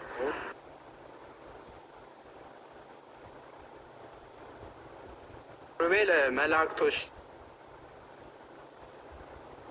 ናቸው። ድምፅህ በደንብ እየተሰማኝ አይደለም። ኪሩቤል መላእክቶች ናቸው። ኦኬ። በላይ በሰማይ ሲል ዘጸአት ምዕራፍ 20 ላይ መላእክቶችንም ያካትታል ብላይ ነበር። እግዚአብሔር አምላክ አትዘሙት ካለ በኋላ ዘሙት አይልም። አትስረቅ ካለ በኋላ ስረቅ አይልም። አትግደል ካለም በኋላ ግደል ብሎ ያዝ። በላይ በሰማይ ሲል ኦኬ በማናቸው ምሳሌ እየቀረስክ አታምልካቸው፣ አትስገድላቸው እያለ አምላካችን ጊዜ ሲናገር ክፍሉ የሚናገረው ስለ ጣዖታት ነው። በአጭሩ ተወዳጅ ወንድማችን ወደ ዋናው ፖይንት ላምጣ ጊዜ ከምቆች። ዘጸአት ምዕራፍ 20 ስለ ስዕላት የሚናገር አይደለም። እሺ ክፍሉ የሚናገረው ስለ ጣዖታት ነው። ስለ ጣዖታት ሲናገር አምላካችን እግዚአብሔር ጣዖታትን እንዳናመልክ እንጠየፍ ዘንድ እንዲህ ብሎ አዘዘ። በላይ በሰማይ ካለው በታች በምድርም ካለው ከምድርም በታች ከውስጥ ካለው የማናቸውን ምሳሌ ለአንተ አታደርግ፣ አታምልካቸው፣ አትስገድላቸውም ማለት ነው። ለምሳሌ አንበሳ መሳል ኃጢአት አይደለም። ሰዎች ግን አንበሳን ስለው የሚያመልኩትና ወርሽፕ የሚያደርጉት ከሆነ ጣዖት አምልኮ ነው። ስለዚህ ሰዎች ጣዖትን እንዳያመልኩ አምላካችን እግዚአብሔር በዚህ መጽሐፍ ቅዱስ ክፍል ላይ በቀጥታ አዘዘ። በላይ በሰማይ ሲል መላእክትን ያካትታል ወይ? በፍጹም። ኦኬ፣ መላእክትን ማምለክ ይቻላል እያለን አይደለም። አሁን የክፍሉ ግን የሚናገረው ስለ ጣዖታት ነው። በላይ በሰማይ ሲል የሰማይ ሰራዊቶችን ነው። ሰዎች ጣዖት ለማምለክ ፈልገው እያዩ ለመቅረጽ ቢፈልጉ ቀና ብለው ወደ ሰማይ መላእክትን ማየት ይችላሉ ወይ? በትንሽ ሎጂክ እንኳን የማን አይችሉም። እኔ እናንተ ወደ ሰማይ ቀና ብለን ብናንከርጥ መላእክትን ማየት አንችልም። ቅዱሳን የሆኑ የጌታችን ኢየሱስ ክርስቶስ ሐዋርያትን ልናያቸው አንችልም። አምላካችን እግዚአብሔርንም እንዲሁ ልናየው አንችልም። ሰዎች ወደ ላይ ወደ ሰማይ ቀና ብለው ግን ተመልክተው ሊስሏቸው የሚችሉ ነገሮች ምንድን ናቸው? ፀሐይ፣ ጨረቃ፣ ከዋክብት፣ አዋፍት፣ ሌሎችም ሜቶሪያ ተወርዋሪ ኮከቦችን ጭምር የሰማይ ሰራዊት ተብሎ የሚጠሩትን ነገሮች በአጠቃላይ አይተው ሊስሉ ሊቀርጹና ሊያመልኩ ይችላሉ። ስለዚህ ሰዎች እንዲህ እንዳያደርጉ አምላካችን እግዚአብሔር አዘዘ። በታች በርም ካለው በምድር ላይ ሁሉን ነገር ኦብዘርቭ ማድረግ ትችላለህ። በወንድም ይሁን በሴት አምሳል፣ በከርከሮ በቀበሮ፣ በድኩላ በተኩላ፣ በእንሽላሊት በሸራሪት፣ በእነዚህ ሁሉ አይነት ነገሮች አንድም ሰው የሆነ ነገር ቀርጾ አንተ አምላኬ ገዢ ነህ ብሎ ማምለክ የለበትም፣ አይችልም። ይሄ ጣዖት አምልኮ ነው። ከምድርም በታች ከውስጥ ካሉት አሳዎች በአጠቃላይ በአሳንበሬም ይሁን በዶልፊንም ይሁን በሎብስተርም ይሁን በኦክቶበስም ይሁን በስታርፊሽም ይሁን በዋተር ሆርስም ይሁን በየትኛውም አይነት የአሳ ዝርያ ሰዎች መሳል ኃጢአት አይደለም። ኦኬ፣ ስለው ልጆችን ህፃናትን ሊያስተምሩበት ይችላሉ። ይህ አሳ እንዲህ ይባላል ብለው ስለው ግን ወርሽፕ የሚያደርጉት ከሆነ ጣዖት አምልኮ ነው ብሎ ተናገር እንጂ ስለ ስላት የሚናገር ክፍል አይደለም። መጽሐፍ ቅዱስ ግን በቀጥታ አምላካችን እግዚአብሔር ለምሳሌ ኪሩቤል ምንድናቸው ስለ ቅድም ምንድናቸው ብለኛል? መላእክት ናቸው ብለኛል። የመላእክት ስዕለት እንዲቀረጽ አዟል። ለምሳሌ አምላካችን እግዚአብሔር የመላእክት በቀጥታ ዘጸአት ምዕራፍ 25 ቁጥር 18 ምን ይላል አልኩ? 2 ኪሩቤል ከተቀጠቀጠ ወርቅ ስራ ይላል። ሌላ አንድ ጥቅስ ልድገምልህ ተወዳጅ ወንድማችን የማን አንደኛ ነገሥት ምዕራፍ 6 ከቁጥር 27 እስከ 29 ድረስ በጣም የሚደንቅ ቃል እዛ ላይ ደግሞ ይናገራል። ቁጥር 29 ስትመለከት በቤቱ ግን ሁሉ ዙሪያ ለአምልኮተ እግዚአብሔር በተሰራው በዛ መቅደስ በቤቱ ግን ሁሉ ዙሪያ በውስጥና በውጭ የኪሩቤል መላእክት ስዕላት እንደተሰሩ መጽሐፍ ቅዱስ ይናገራል። ቁጥር 27ን ከፍ ብለህ ስታነብ የኪሩቤል መላእክቶች እጅግ በጣም ግዙፍ ተደርገው እንደተሰሩ ይናገራል። የአንዱ ኪሩብ ክንፍ አንደኛውን ግንብ ይነካ ነበር፣ የሁለተኛውን ኪሩብ ክንፍ ደግሞ ሁለተኛውን ግንብ ይነካ ነበር ይላል። ስዕላቶች ናቸው የተሰሩት። ስዕላቶች መጽሐፍ ቅዱሳዊ ናቸው ወይንስ አይደሉም? ስለ ይሄ ሁሉ ጥቅስ አንተ አልተመለከትከው፣ እንዲሁ በደፈናው ግን አይደሉም አልከት። እሺ ካልሆኑ ጥቅስ ስጠኝ ስለ ጣዖታት የሚናገር ጥቅስ ነው እየሰጠኝ ያለው ነው። ስለዚህ አሁን ወደፊት ሙቭ እናደርግ። አንተ በዛው አቋም እየቀጠልክ ከሆነ ስዕላትን የሚመለከቱ ጥቅሶች ትሰጠኛለህ። ከዚህ በኋላ ለጣዖት የተነገሩ ጥቅሶች እንዳትነገረኝ።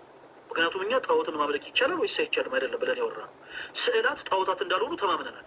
ይኸው ለምሳሌ እዚህ ጋር ያለው ይሄ ስዕል ጣዖት አይደለም። ስለዚህ እንዲህ ያሉ ስዕላቶች ይህ መስቀል ከየት አምጥተን ሳልነው? ለምሳሌ ክርስቶስ የተሰቀለበት ስለሆነ በጣም ፕሮቴስታንት የሆኑ ወንድሞች የሚሉት ኦኬ። ይህንንም ጥያቄ እኔ ሳልጠይቅ እንደዚሁ ግን በቃ እዚህ ጋር ያለው ስዕል ይኸው የመስቀል ስዕል ነው። ይህን ስዕል ጣዖት አንለውም። ስለዚህ ስዕል እያወራን ስለ ጣዖታት አናወራም። ተወዳጅ ወንድማችን ስዕላት መጽሐፍ ቅዱስ አይደሉም ካልከን ስዕላትን የሚመለከት ጥቅስ ከመጽሐፍ ቅዱስ አውጣና መጽሐፍ ቅዱስ እንዳልሆኑ ንገረን። ስለ ጣዖታት ጥቅስ እንዳታወጣ። ምን ላይ እናውጣ? ይማን እሺ ይፈለ ከአንዴ ከይቅርታ ጋር ነው። ጣዖት ሲባል ምን ማለት ነው በአንተ ሀሳብ? አይ የኔን ሀሳብ አይደለም ነገር የመጽሐፍ ቅዱስን ሀሳብ እነግርሃለሁ። ዘጸአት ምዕራፍ 20 ቁጥር 4 ላይ በቂ ነው። ጣዖት ምን ማለት እንደሆነ በደንብ በግልጽ ይናገራል። ጣዖት ማለት ግዑዝ የሆነ ነገር ነው፣ ወርሺፕ የሚደረግ አምላክ እግዚአብሔር ሆኖ ሳለ የእግዚአብሔርን ቦታ ሰዎች ተክተው አንተ አምላካችን ገዢያችን ብለው ወርሺፕ የሚያደርጉት ነገር በአጠቃላይ ጣዖት ነው። ሰው ከርከሮን ቢስለው ይሄ ተሰጥኦ ሊባል ይችላል፣ ይሄ ጥበብ ሊባል ይችላል። ከርከሮን ስሮ ግን አንተ የሰማይና የምድርን ፈጣሪ ነህ፣ ኦኬ አንተ ነህ አዳምና ሔዋንን የፈጠርካቸው ብሎ ግን ወርሺፕ ማድረግን ጣዖት አምልኮ ነው። ይሄን የእግዚአብሔርን ቦታ ለሌላ ነገር መስጠት በአጠቃላይ በቃ ባጭሩ ጣዖት አምልኮ ነው። ስለዚህ እኔ አሁን ደግሞ የጠየቁ ስለ ስዕላት ነው። ስዕላት ሁሉ ጣዖታት ናቸው ወይ አይደሉም ብለን ተስማምተናል። እንዳልሆኑ ይኸው የአንተን መጽሐፍ ቅዱስ አውጥቼ አሳይቻለሁ። ስለዚህ ከዚህ በኋላ ጥቅስ ስሰጠኝ ስለ ጣዖት የሚናገር እንዳሰጠኝ። ምክንያቱም የትኛውም ክርስቲያን ጣዖትን ማምለክ ይቻላል ብሎ ማንንም ሰው ሊከራከር አይችልም። እኛ ክርስቲያኖች ክርስቲያን የሆነው በክርስቶስ ነው ወዳጅ። ስለ ጣዖታት ልናንቆለጳጵስና ጣዖታትን ልናሞገስግስ አይደለም ክርስቲያን ይሆን። ስለዚህ ጣዖታትን ያማከለ ውይይት አናደርግም። ጣዖታትን አብዝተን ነው የምንጸየፈው። ስለ ጣዖታት እንዳታወራ፣ ስለ ስዕላት ግን አውራ። በቤተክርስቲያናችን ስዕላቶችን አሉ፣ እንገለግልባቸዋለን። ምንድናቸው? አልተረዳቸውም ማለት ነው። ፐርፐዛቸው ምንድን ነው? ዩሀብ ነው አይዲያ። ግን እንዲሁ የሆነ ሰው ነግሮሃል፣ በቃ የሆነ ሰው እንዲህ ነው ይሄ እንዲህ ነው እንዲህ ነው ስላለ የሆነ የሰማው ነገር አለ፣ ያየው ነገር አለ። የሰማውና ያየው ነገር ተቀላቅሎብህ አይ ስዕላቶች መጽሐፎች አይደሉም ብለህናል። በቃ እሺ እንቀጥል። ስዕላቶችን ያማከለ ጥቅስ አምጣለን። ስለ ጣዖታት አይደለም የምናወራው፣ ስለ ስዕላት ነው። ምን ላይ እናወጣ? ስዕላት መጽሐፎች እንዳሉ ነው የሚናገር ጥቅስ። እሺ ይቅርታ አድርግልኝና ቢያንስ እንኳን እኮ እግዚአብሔርን መላእክቶች እንኳን ማየት እንደማይችሉ ታውቃለህ። እንደ እግዚአብሔር ካለ ይናገራል። እኔ ማየት እንችላለን አላልኩም። እንኳን መላእክቶች እንኳን ፊቱ ለመቅረብ እንኳን እንትን ቢሉ ማየት ይቻላል አላልኩም። ባልጠየቅኩ ጉዳይ ላይ ጊዜ ባናባክን ጥሩ ነው። እኔ አሁን ስናገር በቃላቶቼ እግዚአብሔርን አይተነዋል። ኦርቶዶክስ ቤተክርስቲያን ውስጥ ሰዎች እግዚአብሔርን አይተው ነው የሳሉት። መላእክቶችን እያዩ አንድ ጊዜ ትቆይ፣ ትንሽ ክንፋችሁን ዘርጉት አንዴ እያሉ፣ አንዴ ትንሽ ደግሞ ወደ ቀኝ፣ እስኪ ትንሽ ወደ ግራ እያሉ ስለዋል ብዬ አላወራሁም። የጠየቁ ጥያቄ ስዕላት መጽሐፍ ቅዱስ እንዳሉ የሚናገር አንድ ጥቅስ አምጣልኝ ነው። አሉባልታውን ተወና አሁን ምን ላይ እናውጣ? ያው እግዚአብሔር መንፈስ ነው በሚል ለሳምራዊ ሴት ጌታችን መድኃኒታችን ኢየሱስ ክርስቶስ አይደለም ብዬ አልጠየቅኩም። እግዚአብሔር መንፈስ አይደለም መንፈስ ነው ቢል አምጣ ብል እግዚአብሔር መንፈስ ነው ይላል መጽሐፍ ቅዱስ። በቂ መልስ ነው። እኔ አሁን የጠየቅኩ ስዕላት መጽሐፍ ቅዱስ እንዳልሆኑ የሚናገር አንድ የመጽሐፍ ቅዱስ ማስረጃ ስጠን። ካላወቅ ካላቅም በለን እና ወደፊት ሙቭ እናደርግ። ኦኬ እኮ ለእኔንም ሀሳብ እኮ መቀበል እኔ እየሰማሁ ነው አይደለ? ፈለገ እኔንም ሀሳብ መጀመሪያ ሌላ ነገር የምትመልሰው እየሰማኝ ስላልሆነ ነው። አሁን የጠየቅኩ መልስልኝ። ስዕላት መጽሐፍ ቅዱስ እንዳልሆኑ የሚናገር አንድ የመጽሐፍ ቅዱስ ማስረጃ ስጠን። ስለ ጣዖታት የተነገሩ ጥቅሶችን እንዳሰጠን፣ ምክንያቱም ተስማምተናል። ስዕላትና ጣዖታት አንድ አይደሉም። ኦኬ በቃ ስዕላት ሁሉ ጣዖታት ናቸው ብለን ነበር። እሱን ስህተትን አርመሃል። በአንተ መጽሐፍ ቅዱስ ማስረጃነት ተራርመናል። አሁን እኔ የምፈልገው ስዕላት መጽሐፍ ቅዱስ አይደሉ ብለናል፣ እንዳልሆኑ የሚናገር አንድ የመጽሐፍ ቅዱስ ማስረጃ ስጠን። ከዛ በኋላ እንቀጥላለን። ኦኬ እኛ ደግሞ እንዴት ነው የምንገለገልባቸው? ከየት አይታችሁ ሳላችኋቸው? የማርያምን ስዕል እናንተ ኦርቶዶክሲያን ከየት አይታችሁ ሊሳላችሁት? የገብርኤልን ስዕል ከየት እንደው ተውት፣ ሌላውን የስላሴን ስዕል ከየት አምጥታችሁን የሳላችሁት? አለውን ይመልስልሃል ወዳጅ፣ ምንም እንዳታስብ። ማስረጃ ስተራው እሺ፣ ያው ዘጸአት ላይ ነው፣ ግልጽ እኮ ነው እሱ። ዘጸአት ምዕራፍ ላይ ስለ ጣዖታት ነው የሚናገረው። እኔ የጠየቅኩ ስለ ስዕላት ነው። ያው ነው እኮ አሁን ለምሳሌ ቅድም ብለኸኛል ስዕልና ጣዖት አንድ አይነት። አዎ ግልጽ እኮ ነው። አንድ ነገር ከእግዚአብሔር ውጭ ለስዕል አድኖ ማለት ያድነኛል ብላችሁ ስለምታስቡ ያድነኛል፣ ይሰማኛል። ስዕል አድኖ አሁን አይሰማም፣ አይናገርም። ለምንድን ነው ወደ ሌላ ሀሳብ የምትሄደው ወዳጅ? ለምንድን ነው ወደ ሌላ ሀሳብ የምትሄደው እንዴ? ደረጃ በደረጃ እናውራ እያልኩህ እኮ ነው። ስለ ሁሉም ነገር እኔ ያለውን ይመልስልሃለሁ። ስዕል አድኖ ክርስቲያኖች ይላሉ፣ ኦፍኮርስ ይላሉ። ለምን ይላሉ? እኔ ያለው መልስልሃለሁ። ለምን ትቸኩላለህ? በቤተክርስቲያናችን ውስጥ ቅዱሳን ስዕላቶች ይሳላሉ፣ ኦፍኮርስ ይሳላሉ። ትሪኒቲን ከየት አይተው ነው ሳለው? እኔ እመልስልሃለሁ። ቅዱስ ገብርኤል፣ ቅዱስ ሚካኤል፣ ቅዱሳን መላእክቶች ይሳላሉ፣ ከየት አይተን? እኔ እመልስልሃለሁ። የቅዱስ ጴጥሮስ፣ የቅዱስ ጳውሎስ ቅዱሳት ስዕላቶች በቤተ መቅደሳችን ውስጥ አሉ። አዎ አሉ፣ ተስለዋል። ማን ሳላቸው? ከየት አምጥተን ሳልናቸው? እኔ እመልስልሃለሁ። ስለ ስግደትን ማስተሃል፣ ኦፍኮርስ የጸጋ ስግደት ለስዕሉ ባለቤት እኛ ክርስቲያኖች እናቀርባለን። ምን ማለት ነው እሱ? መልስልሃለሁ። ወደ ስግደትም እንመጣለን። ከሁሉ በፊት ግን በመጀመሪያ ናቸው ወይንስ አይደለም የሚለውን ነገር አንድ ጊዜ እንተማመን። ስዕላት መጽሐፍ ቅዱስ አይደሉም ብለናል። ስለ ጣዖታት አይደለም መናገር ያለብን። ጥቅሱን ለጊዜው ካልተዘጋጀ አልተዘጋጀሁም ብለን ብዙ አታልፋን። ማለት በቃ ለጊዜው ማቀው ጥቅስ የለም ብለን እና ወደፊት ሙቭ እናደርግ። አንዳንድ ነገሮችን እኛ ደግሞ እየመለስንልን እንዲ ካልሆነ ግን መልስልን። ጣዖታትን የሆነ እንትን የሚሉ ሀሳቦችን አይደለም ያወራ ነው፣ ስለ ስዕላትን። ይሄ እዚህ ጋር ያለው ስዕል የምን ስዕል ነው? ስለ ይሄው 66 መጽሐፍ ቅዱስ ነው የፕሮቴስታንት ወንድማችን። ይሄው እዚህ ጋርም ያለው 66 መጽሐፍ ቅዱስ ነው። አዲስ መደበኛ ትርጉም ነው ይሄ።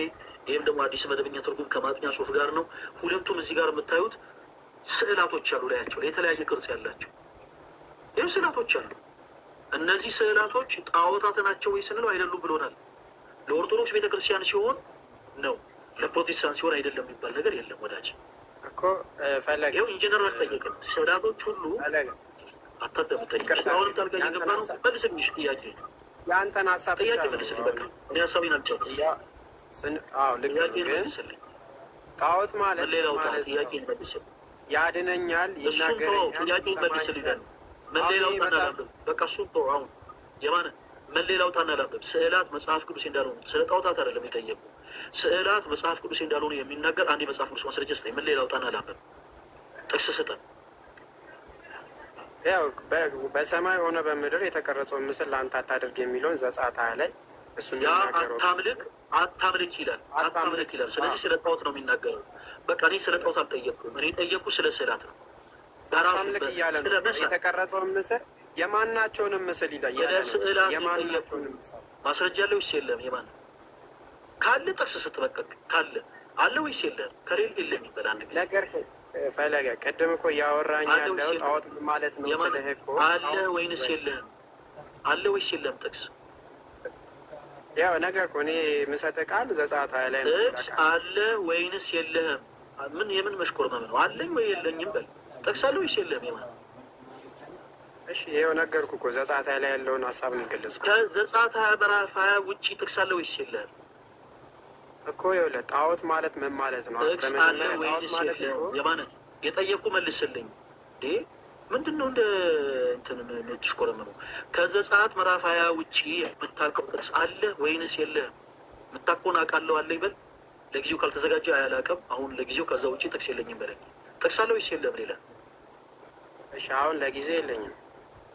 በቃ እንደዛ ነው የሚባለው። ይችላ ለማለት ስለ ሌላ ነገር እያወራ አለፋንኛ። እሺ በቃ ችግር የለው። አሁን ስለዚህ አይነት ጉዳይ እኛ እናነሳለን። እሺ በደንብ አድርገህ አድምጠኝ። ስለ ስዕላት ምን ማለት ነው? ለምንድን ነው የምንገለገልባቸው? ኦኬ ከየት የተነሳናቸው ምናምን የሚሉትን ሀሳቦች በአጠቃላይ እኔ የተወሰነች ደቂቃ ወስጄ እናገራለሁ። ከምናገረው ንግግር ላይ ጥያቄ ካለ ደግመህ ትጠይቀኛለህ። ትስማማለህ? እሺ እኔም አንድ ሀሳብ አለኝ። ሁለት ማልስማማበት ጉዳዮች አሉ። አሁን የኔ ገና ምን እንደምል ሳትሰማ ምኑን ነው የማትስማማበት? ስለ ስዕላት ምን ማለት እንደሆኑ ልናገር፣ አድምጠኝ። ስዕላትን ከየት የተነሳናቸው ልናገር፣ አድምጠኝ። ለምን ፐርፐዝ ነው የምንገለገልባቸው ልናገር፣ አድምጠኝ። ከዛ በኋላ ጥያቄ ካለ ትጠይቃለህ። በዚህ ጉዳይ ተስማማለህ ወይስ አትስማማም? ወንድማችን እሺ ተናገር። በጣም ጥሩ አዳምጥ። እሺ ቅዱሳት ስዕላት መጽሐፍ ቅዱሳዊ ናቸው ወይንስ አይደሉም ስንል፣ ቅዱሳት ስዕላቶች መጽሐፍ ቅዱሳዊ ናቸው። አጭርና ግልጽ። ቅዱሳት ስዕላቶች መጽሐፍ ቅዱስ አይደሉም የሚሉ ፕሮቴስታንት እህት ወንድሞቻችንን የመጽሐፍ ቅዱስ ማስረጃ ስንሰጣቸው ሁልጊዜ የሚሰጧቸው የመጽሐፍ ቅዱስ ማስረጃዎች በአጠቃላይ ስለ ጣዖታት የሚናገሩ ናቸው። ለምሳሌ ያክል ቅድም ያነሳነው ዘጸአት ምዕራፍ 20 ከቁጥር 4 ላይ ያለውን በክርስቲያኖች በደንብ አዳምጡ። ዘጸአት ምዕራፍ 20 ከቁጥር 4 ላይ ያለው ቃል የሚናገረው ስለ ጣዖታት እንጂ ስለ ስዕላት አይደለም። እንዴት? ክብሩን እንመልከት። በላይ በሰማይ ካለው በታች በምድር ካለው ከምድር በታች ከውስጥ ካለው የማናቸውን ምሳሌ ለአንተ አታድርግ፣ አታምልካቸው፣ አትስገድላቸው ይላል። ኦኬ ሰው አንድ ሰው በላይ በሰማይ ካሉት በታች በምድር ካሉት ከምድር በታች ከውስጥ ካሉት የትኞቹንም ግሙዛን የሆኑ ነገሮችን በአጠቃላይ ቀርጾ ወይም ስሎ ወርሺፕ የሚያደርግ ከሆነ የሚያመልካቸው ከሆነ ያ ጣዖት አምልኮ ይባላል። ጣዖታትና ስዕላት ይለያያሉ። ቅድም እንዳነሳ ነው በመጽሐፍ ቅዱስ ለምሳሌ እዚህ ጋር ስዕል አለ። ይሄ ስዕል ጣዖት አይደለም። ጣዖታትና ስዕላት ልዩነታቸው ምን ላይ ነው ስንል ፐርፐዛቸው ላይ ነው። ጣዖታት የሚሳሉትና የሚቀረጹት ወርሺፕ ለመደረግ ነው፣ ለመመለክ ነው። ሰማይና ምድርን የፈጠራችሁት እናንተ ናችሁ ተብለው ለመመለክ ነው ጣዖታት የሚቀረጹት። የእግዚአብሔርን ቦታ የሚተኩ ሆኖ ነው የሚቀረጹት። ስለዚህ ጣዖታት አገልግሎታቸው ያ ነው። ሰው አምላካችን እግዚአብሔር ጣዖታትን እንድንጸየፍ በዚህ መጽሐፍ ቅዱስ ክፍል ላይ ያዞናል። ስዕላት መጽሐፍ ቅዱስ ናቸው ወይ ስዕላት? አዎ ናቸው ጋይስ። በዚህ ምንም ግራ እንዳትጋቡ እሺ። ስዕላት መጽሐፍ ቅዱስ ናቸው። አሁን ወንድማችን የመጣው ከመሰረተ ክርስቶስ ቤተ እምነት ነው። እዛው ኢቫንጀሊካል ተብሎ ከሚጠሩ ለምሳሌ መካነ ኢየሱስ ቸርች ውስጥ ቅዱሳት ስዕላቶች አሉ። ያው እነሱ ቅዱሳት አይሏቸው ስዕላቶች ይጠቀማሉ። በመካነ ኢየሱስ ቸርች ውስጥ ስዕላቶች አሉ። ፕሮቴስታንት የሆኑ እህት ወንድሞቻችን ግን ስዕላት መጽሐፍ ቅዱስ አይደሉም ብለው የሚከራከሩት ከኦርቶዶክስ አማኞች ጋር ነው።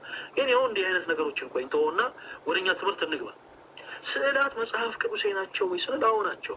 ለምሳሌ በዚህ በዘጸአት ምዕራፍ 25 ከቁጥር 18 ላይ አምላካችን እግዚአብሔር በቀጥታ 2 ኪሩቤል ከተቀጠቀጠ ወርቅ ስራ ብሎ እንዳዘዘ እንመለከታለን።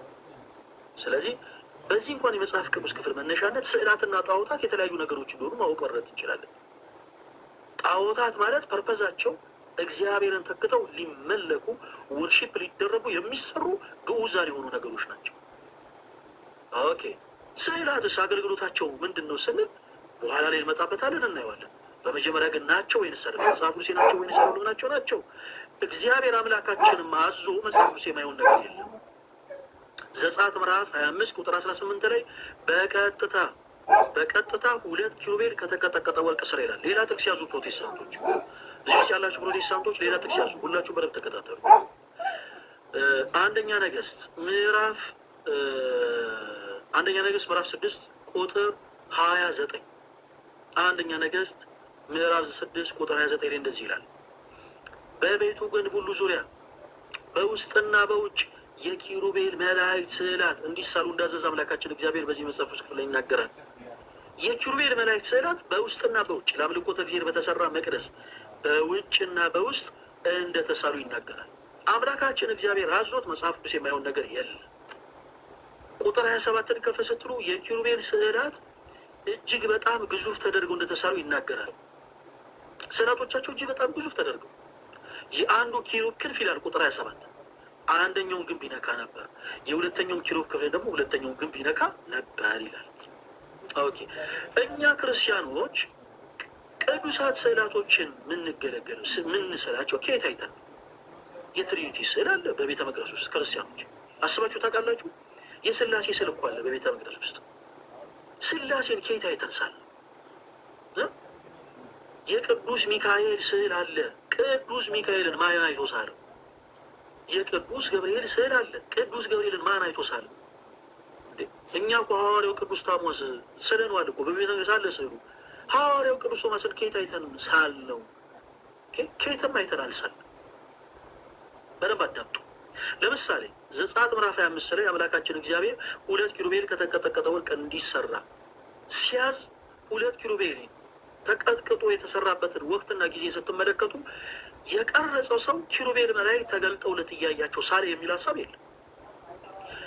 አንደኛ ነገሥት ምዕራፍ 6 ቁጥር 29 ላይ በቤቱ ግንብ ሁሉ ዙሪያ በውስጥና በውጭ የኪሩቤል መላእክት ስዕላቶች ሲሳሉ የሳለው ሰው የኪሩቤል መላእክትን በአይኑ እያየ ቁጭ አርጎ ሳላቸው የሚል ሀሳብ የለም።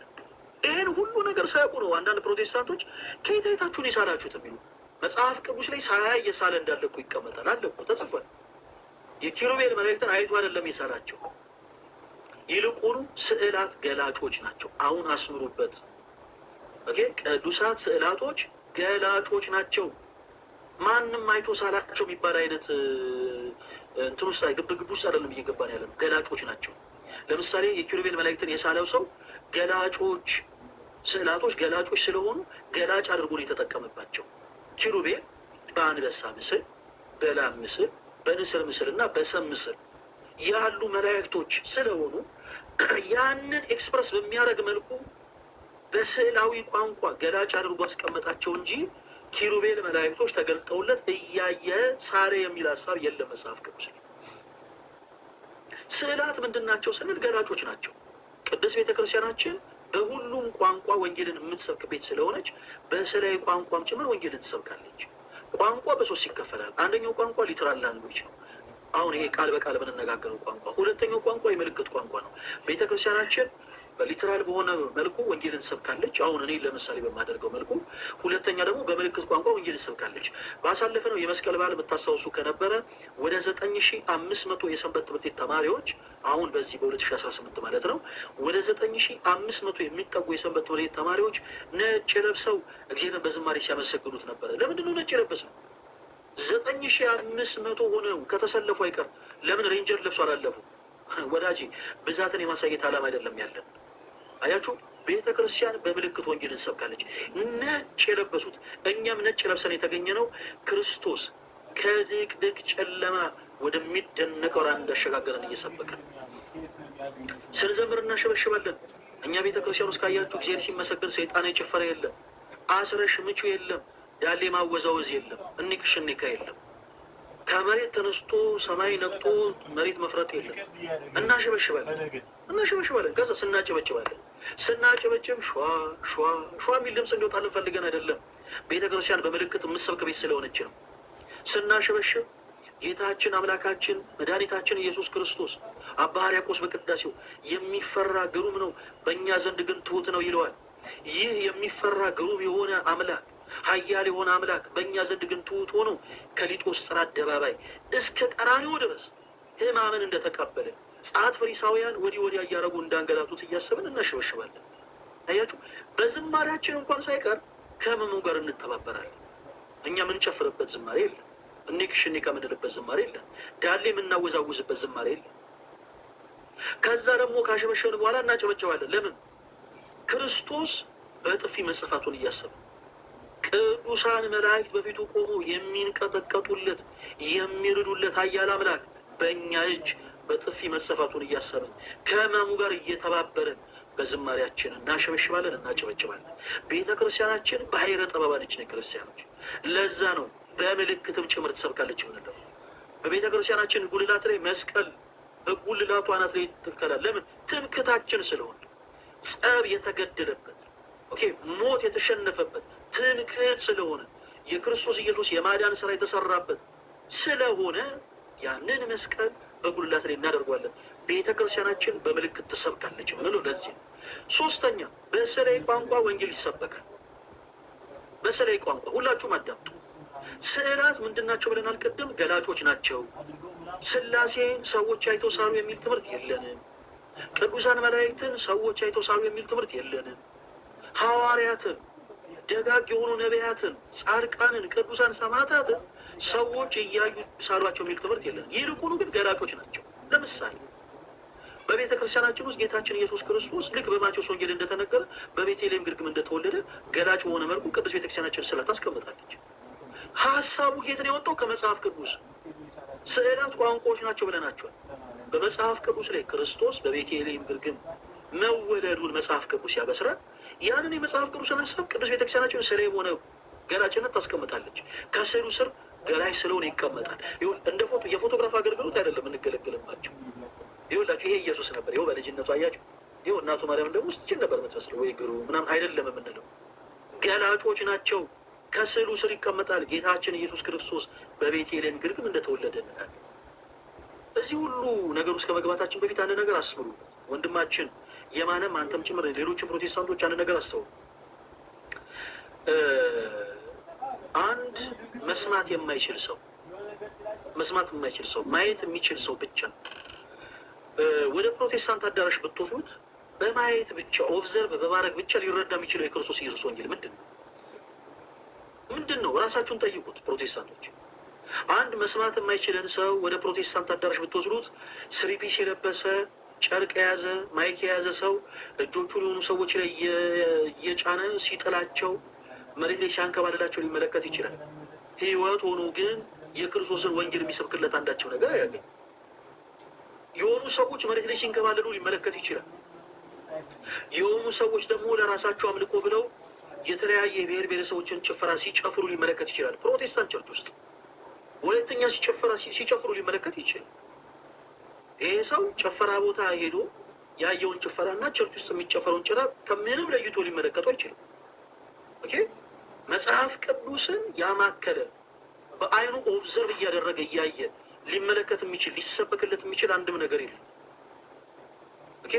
ፕሮቴስታንት ቸርች ውስጥ ወስዳችሁት አሁንም ያ ሰው ቆሞ ወይም ቁጭ ብሎ ኦብዘርቭ እያደረገ እየተመለከተ አይቶ ሊረዳ የሚችለው ሕይወት ሊሆነው የሚችል የመጽሐፍ ቅዱስ ሀሳብ የለም።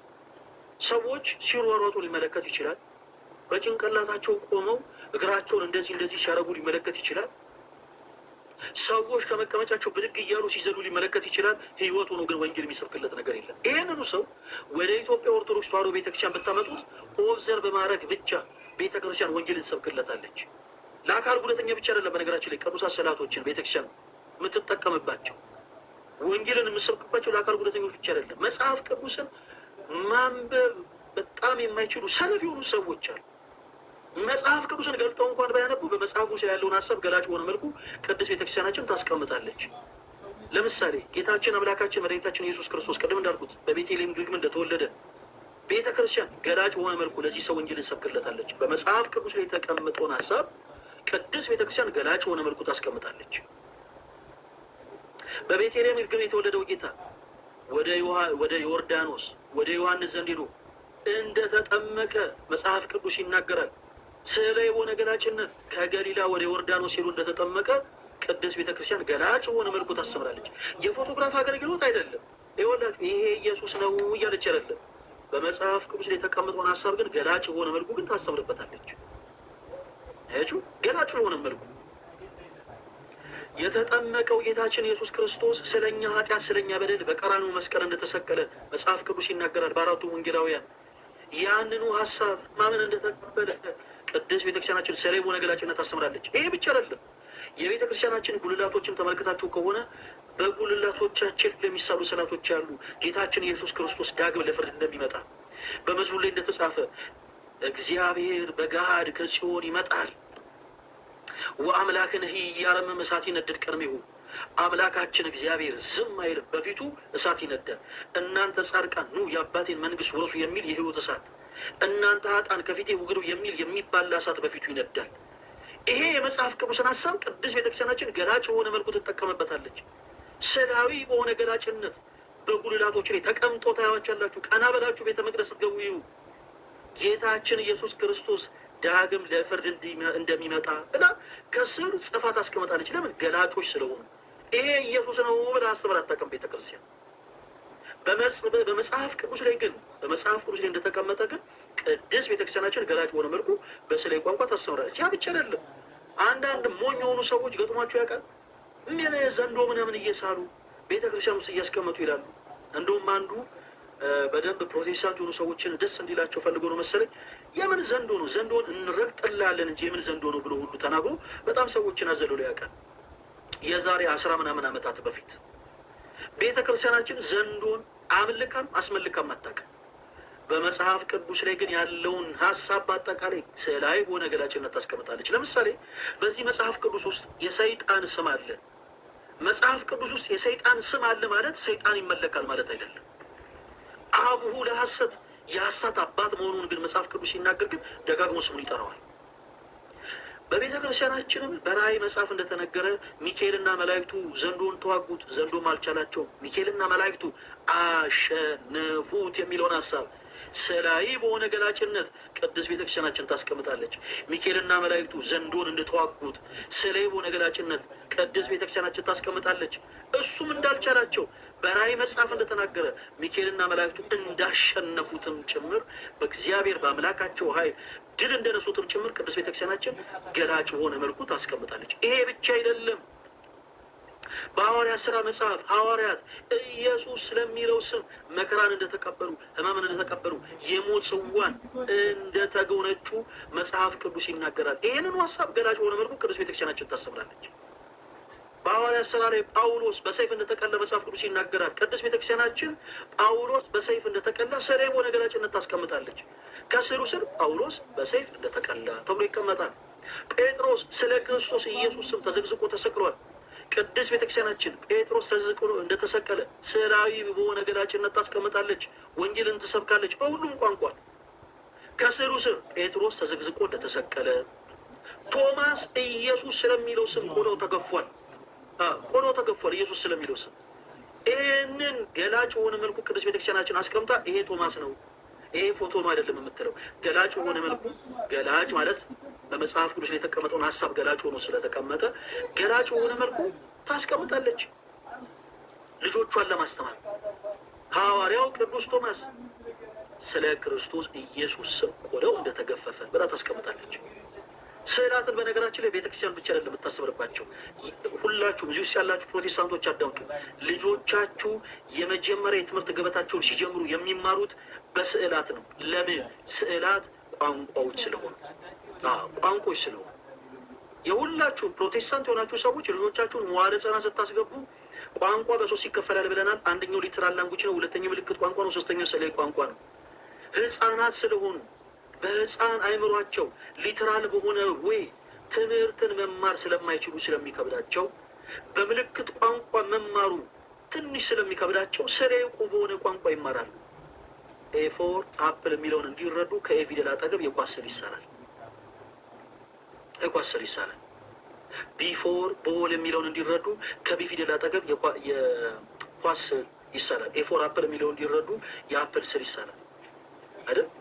ዲ4 ዶግ የሚለውን እንዲረዱ ከዲ ፊደል አጠገብ የውሻ ስዕል ይሳላል። ለምን? ስለ የሆነ ቋንቋ በቀላሉ የሰውን አይምሮ ገዝቶ ነገሮችን እንዲረዱ የሚያደርግ ስለሆነ ማለት ነው። ሰው በቤተክርስቲያናችን ቅዱሳት ስዕላት አገልግሎታቸው ምንድን ነው? ገላጮች ናቸው። ወንጌል የሚሰበክባቸው ቋንቋዎች ናቸው። በቤተክርስቲያናችን ውስጥ ቅዱሳት ስዕላቶች ስለ አድኖ ተብሎ ይጠራሉ። ኦፍኮርስ ይጠራሉ። ስለ አድኖ ተብሎ ሲጠሩ ግን ከዘላለም ሞት ያዳኑን ስዕላቶች እያለን ነው ወይ? ነው አይደለም። ከዘላለም ሞት ያዳነን የእምነታችን ጀማሪና ፈጻሚ ከሶስቱ ቅዱስ አንዱ ቅዱስ የሆነው ሰው ሆኖ የመጣው ከእናታችን ከቅድስት ድንግል ማርያም ስጋን የነሳው ከእርሷ የተወለደው ከራሱ ጋር ከባሕርይ አባቱ ከባሕርይ ሕይወቱ ከመንፈስ ቅዱስ ጋር ያስታረቀን የአዲስ ኪዳኑ ሊቀ ካህናችን ክርስቶስ ነው። ይህንን የክርስቶስን ስራ ከየትኛውም ነገር ጋር አናወዳደረውምም አናስተካክለውም። ከዘላለም ሞት እንኳን ቅዱሳን መላእክት እንኳን ቅዱሳን ሰዎች ክርስቶስን ለመውለድ እንኳን የተገባችው ድንግል ማርያም እንኳን አላዳነችንም። ከዘላለም ሞት አድናናለች የሚል ትምህርት የለንም። ቅዱሳት ስዕላትም ከዘላለም ሞት ያድናሉ የሚባል ነገር የለም። በደንብ አድምጡ። ከደዌ ስጋ ግን ኦፍኮርስ ያድናሉ። ከደዌ ስጋ ግን ማዳናቸውን ከፕሮቴስታንት ወንድሞቻችን ጋር ቁጭ ብለን የምናወራው ነገር አይደለም ነው ባቸው። ለምን? ሰዎች በእምነት ነው ሊድኑ የሚችሉት ከደዌ ስጋ።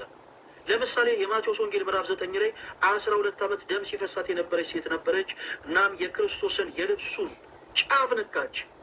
ኦኬ፣ የለበሰውን የልብሱን ጨርቁን በነካች ጊዜ በዛው ቅጽበት ከደዌ ወዳነች። ክርስቶስ ዞሮ ልጄ ሆይ አይዞሽ እምነትሽ አድኖሻል አላት።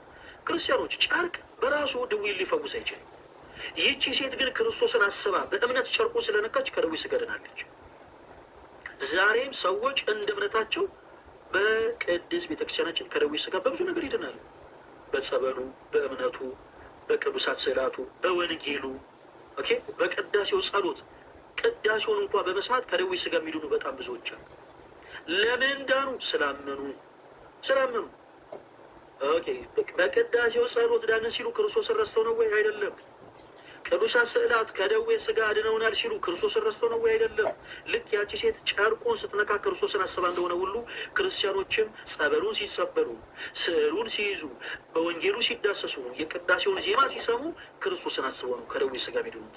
ለመዳን ማመን ያስፈልጋል። እና እንዲህ አይነት ጉዳዮችን ለውይይት የምናቀርባቸው ያሉ በአጭሩ ስዕላቶች ምንድን ናቸው? አሁን አይተናል። ቅዱሳት ስዕላቶችን ለምንድን ነው የምንገለገልባቸው? አሁን እንዳልነው ወንጌልን ለመስበክ። ለምን? ምክንያቱም ስዕላት የቤተ ክርስቲያን ልሳኖችና ቋንቋዎች ስለሆኑ ማለት ነው። ኦኬ፣ በዚህ ላይ ጥያቄ ካለ ወንድማችን የማነ ጥያቄ ማቅረብ ትችላለ። ስልኬ ሊዘጋ ስለሆነ ቶሎ በል ፕሊዝ።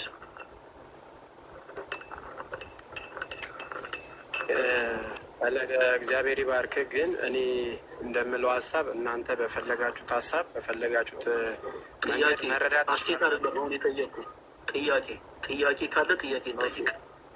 ጥያቄ ስለ አድኖ ይሰማሉ ወይም ይናገራሉ ወይ ነው ጥያቄ። እኔ ይሰማል አሁን ሳወራ ይሰማል ብያለሁ። አሁን እኔ ሳወራ ሰምተኛል። ለመሆኑ ስለ ስዕላት ሙሉ በሙሉ ስለ ቅዱሳት ስዕላት ሳወራ አድምጠኛል ወይ? እግዚአብሔር በሁሉ ቦታ የሚገኝ እግዚአብሔር በሁሉ ቦታ የሚገኝ አምላክ ያለ ስዕል መጸለይ አይችሉም? ስጠይቅህ ሰምተኛል ወይ? የማን የምናገራቸው ነገሮች እንኳን ሳሰማ ዝም ብለህ ሌላ ነገር ነው ለማውራት የምትሞክረው። ስለ ስዕላት ሳወራ አድምጠኛል ወይ? ስላዳመጥከኝ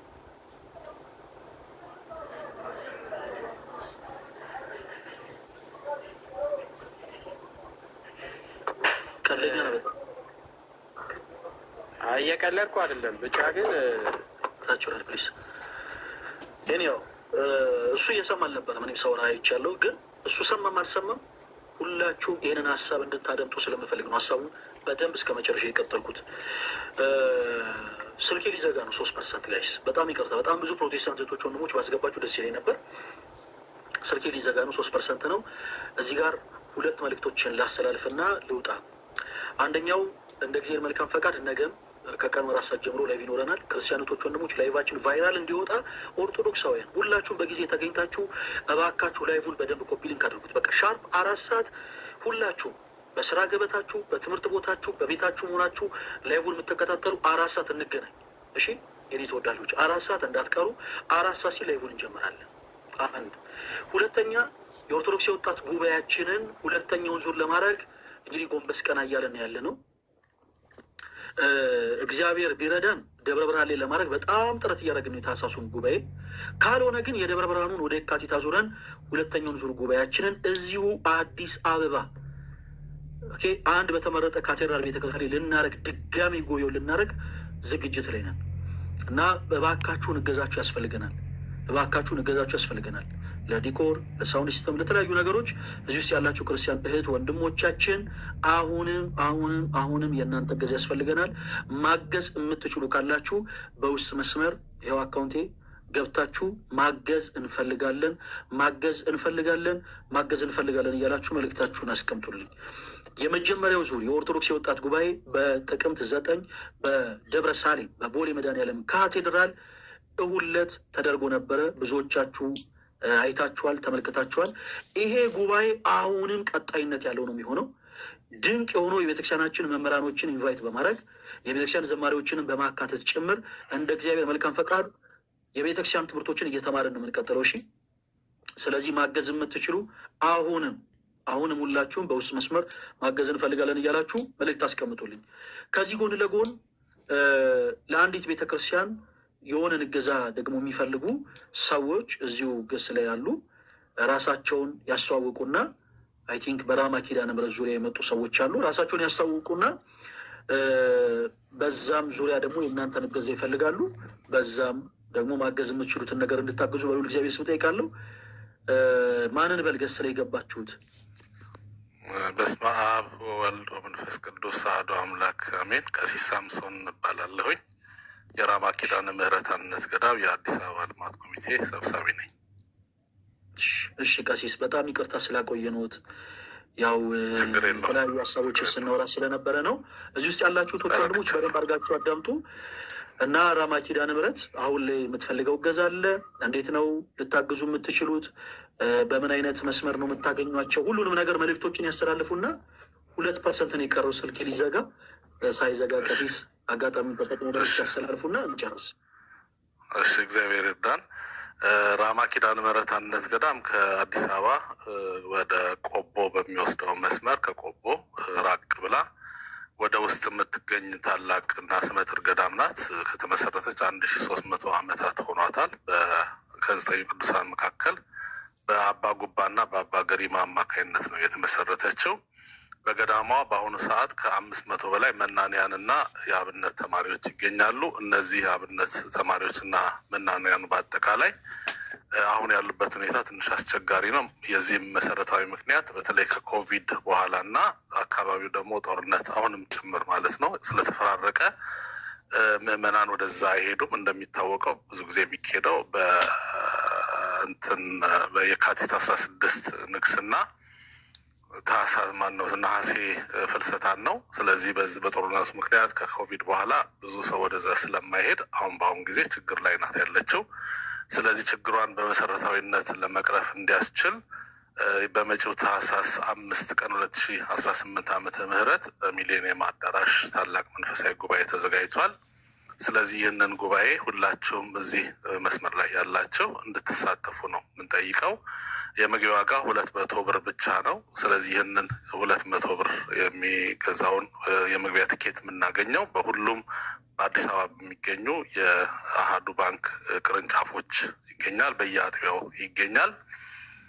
ስለዚህ ይህንን በመግዛት እንድትሳተፉ፣ በተረፈ ደግሞ ይህንን እንትኖችን ለማግኘት የመግቢያ ቲኬቱን ለማግኘት የስልክ ቁጥሮች አሉ። እነዚያን ስልክ ቁጥሮች እንድትጠቀሙ ነው። ወንድማችንም እንትን እንደሚጽፍልን ተስፋ እናደርጋለን።